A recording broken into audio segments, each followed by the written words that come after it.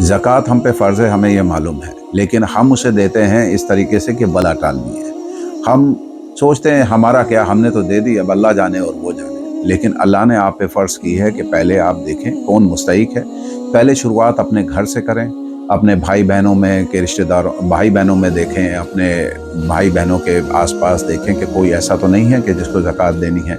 और उस फैमिली के बाद में आप देखें आस पड़ोस के अंदर, रिश्तेदारों के अंदर कि कोई मुस्तहिक़ तो नहीं है, कोई गरीब तो नहीं है जिसको ज़कात देनी है।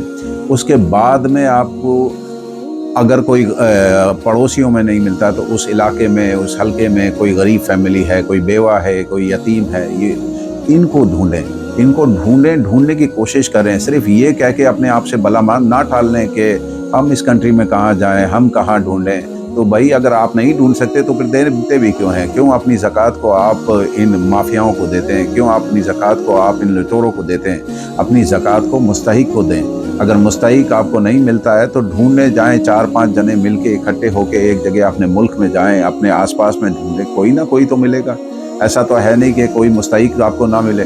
लेकिन आप क्या करते हैं कि सिर्फ बला टालते हैं कि मैंने तो इधर दे दी है, उधर दे दी है, इस इदारे को दे दी है, उस इदारे को दे दी है। और वो इदारे क्या करते हैं, इन ज़कात के लालचों में, पूरी लालच के अंदर पूरे साल आपको लड़ाते हैं। ये फ़िरका सही, वो फ़िरका सही, ये फ़िरके वाराना जो सोच को आपने बढ़ावा दिया है, आप इसके बानी हैं। अगर आप ये ज़कात को सही तरीके से अगर लोगों तक पहुँचाने लगें तो ये फ़िरके वाराना जितनी लड़ाइयाँ हैं धीरे धीरे सिमट के अपने आप राह पे आ जाए। लेकिन आप नहीं चाहते कि ये फ़िरके वाराना लड़ाइयाँ ख़त्म होएँ। तो इसलिए मेरे भाइयों, मेरी आपसे गुजारिश है कि जो मुस्तहिक़ हैं उन मुस्तहिक़ को ढूंढिए, उनको ज़कात दीजिए।